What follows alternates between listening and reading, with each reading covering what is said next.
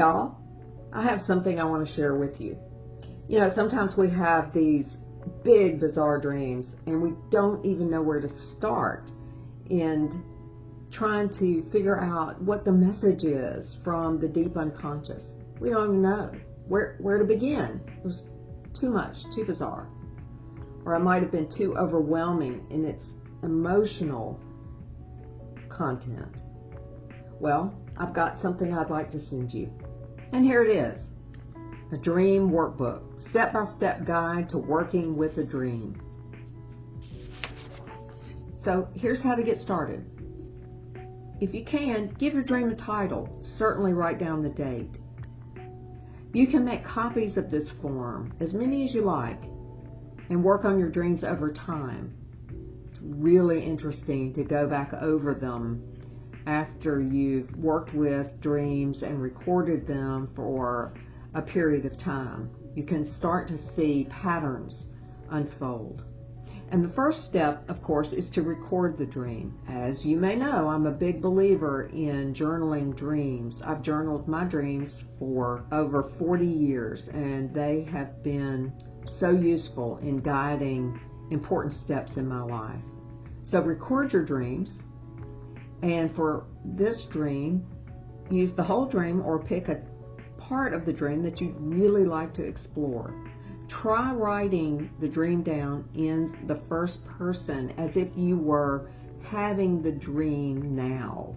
And think about what's going on in your life. Are there any really important events coming up? Is there a particular relationship that's got a lot of emotion in it?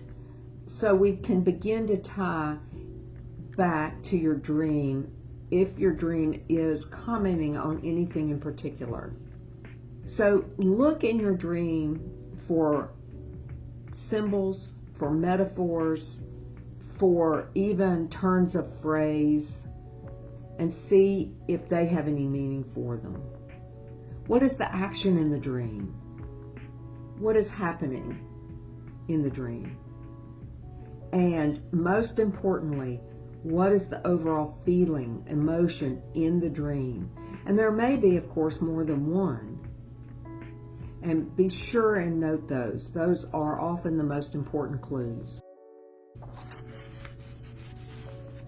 And now let the image or character in your dream have its say. And one way to do this is to use the 6 magic questions, and magic they are. Now, this requires imagination, a little bit of remembering how to play Let's Pretend from our childhood, and answering these questions from the point of view of an image, an object, or character in the dream. It can be extraordinarily revealing. And then relate whatever those answers are back to what's going on with you. And now let's look for what guidance, what insight the dream may be offering you. Did the dream end positively? Did it resolve? Was there a surprise in the dream? You know, when our dreams surprise us, when something happens in the dream that's a surprise, it's a really good reminder that our ego does not generate this dream. Our dreams come from somewhere else. And that surprise is to help us think about things from a different perspective, to broaden our consciousness. And that's what dreams come for. Was there a direct message of guidance in your dream?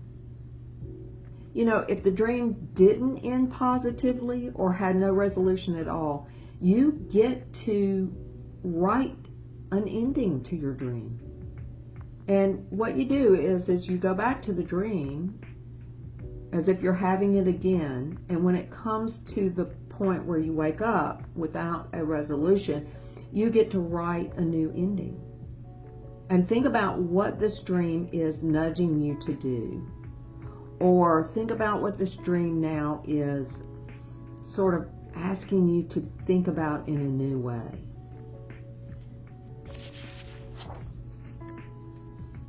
And whatever that thing is that our dream seems to be nudging us to do, let's double check that.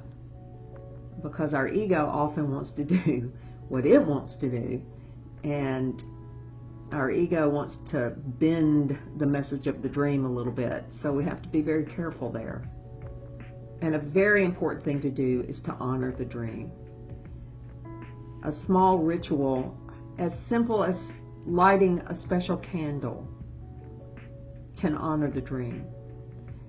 What's really fun is to have a creative response to your dream, to make something, to draw something, or to get a little representation of something in the dream that will help you keep the insights from this dream up front. Years ago, I had a dream with an extraordinarily strong image in it. And it was such a clear image that I decided to paint it. And here it is. I just got out my paints and I tried as best I could to replicate the image as it appeared in my dream. And I keep this in my office to remind me of what that dream was trying to say to me. I'd like to thank my friend Bob Haas. He is the one that formulated this workbook and has generously shared it with the world. And he has a lot of other resources at his website, www.dreamscience.org. And his book, Dream Language, has been a tremendous guide for me. I'd also like to thank my friend Samantha for helping put this together. I'd love to send you the Dream Workbook. Just contact me from the links below, and I'll be happy to email it to you to download and make as many copies as you like. Also, come work a dream with me. I'd love to hear your dreams. I'd love to feature you on my channel. And if you would like to do that, just get in touch and we will find out what your dream means.